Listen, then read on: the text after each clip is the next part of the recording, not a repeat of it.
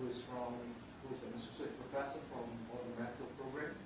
Jack is also an assistant dean of research and teaching from the Northern Medical Program. Sitting next to me, Dr. Kashif, who is from NRES.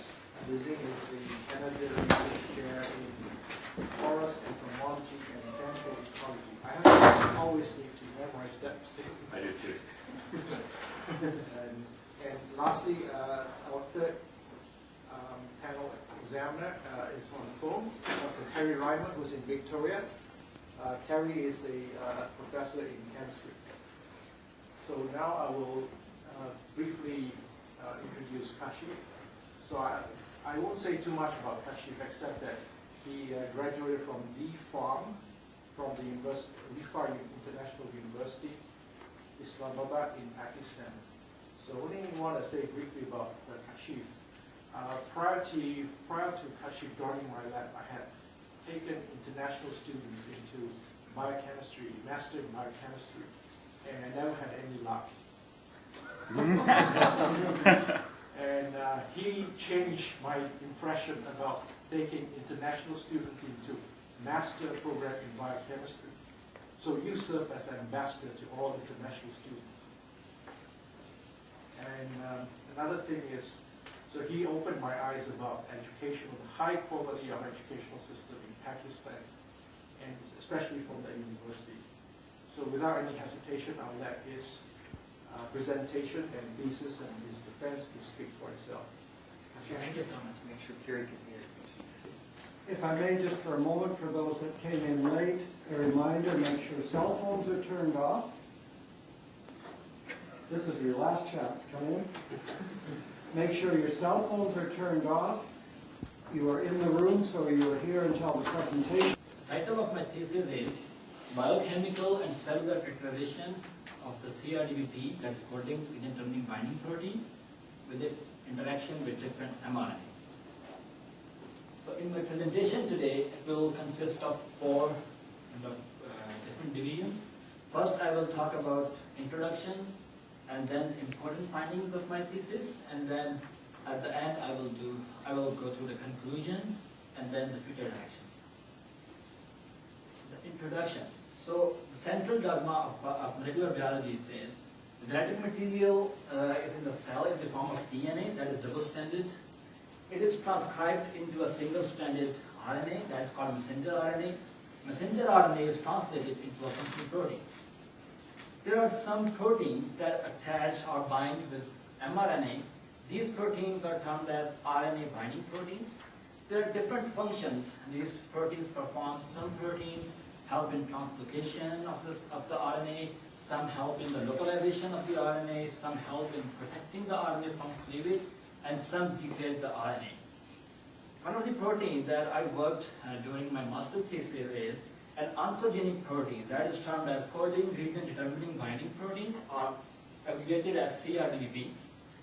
This protein is mainly present in fetus, but is also overexpressed in several types of cancer, like breast, colon, skin, ovary, lung, liver, and testicular cancer. As I mentioned earlier, that this is an RNA binding protein, so it binds with many target RNAs. So these all, here's a list of the RNAs that bind with CRDBP. You can see the last 8 RNAs that are in color. Our lab is mainly focusing on how these RNAs bind with CRDBP. And particularly, I worked on the last 3 RNAs. I worked on CD44, MDR1, and GLI1. In today's talk, I will only discuss about the GLI1. So what the GLI1 does, what is the role of GLI1 in cancer? So because these all RNAs that I showed you in the last slide, they all are implicated in cancer. So one of the RNA is the GLI. So GLI is an important member of the hedgehog pathway. Hedgehog pathway is important in the development of embryo, but in case of cancer, it's overexpressed. So if you see, there is a patch protein and a small protein.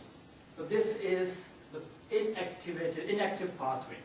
So if you see here, the patch, it represses SMO, so SMO becomes inactive. So this whole pathway becomes inactive. But once and Hedgehog's ligand binds with the patch, the repressive effect of the patch on SMO vanishes, so SMO becomes active. Once SMO becomes active, it activates a cascade, and at the bottom of this cascade you can see a GLI. So GLI gene becomes activated. So in short, you can say the RNA level as well as the protein level of the GLI increases. So once the GLI increases, it translocates into the nucleus, and it starts the transcription of many targeted genes, and these all genes are involved in the cancer progression. So that's why I'm studying the GLI to see like how it binds to the CRDBP and how it regulates the cancer. So now I will talk about my results briefly. So the first chapter of my experimental procedure was to find out the region of the GLI RNA that binds to CRDBP. The purpose of doing that was to find a smaller region, maybe 50, 60, 70 nucleotide long, so that we can use it in fluorescent polarization to screen the libraries of molecules in a hope to discover the new small molecule that will break the interaction. So in one of the published paper, it has been stated that the region 36 to 990 of the GLI1 binds with CRDBP. So what I did, I made truncated fragments of GLI, first DNA and then in vitro transcribed to RNAs. So here are the 5 fragments, each having lengths of almost 190 nucleotides. And then I use a technique that is called an EMSA, electromobility shift assay, that is used to see if there's any interaction between the RNA and the protein. So what I did, in these 2 gels, if you see on the left side, you can see CMYC. CMYC is the RNA that is known to bind with CRDP, so I use MYC as my control. So if you see on this side, there is no protein, only the RNA I added, and the second one, if you see 540 nanomolar concentration of CRDP protein is added with CMYC. So you can see there is 2 bands. The lower band represents the unbound or the free RNA, and the top band represents the RNA protein complex. So if you compare this one with GLI 230 to 420, you can also see there is a band that shows that this region 230 to 420 binds with CRDP. If you see the other fragments like 420 to 610 and all of the 3, you only see the free RNA, but there is no RNA protein complex there.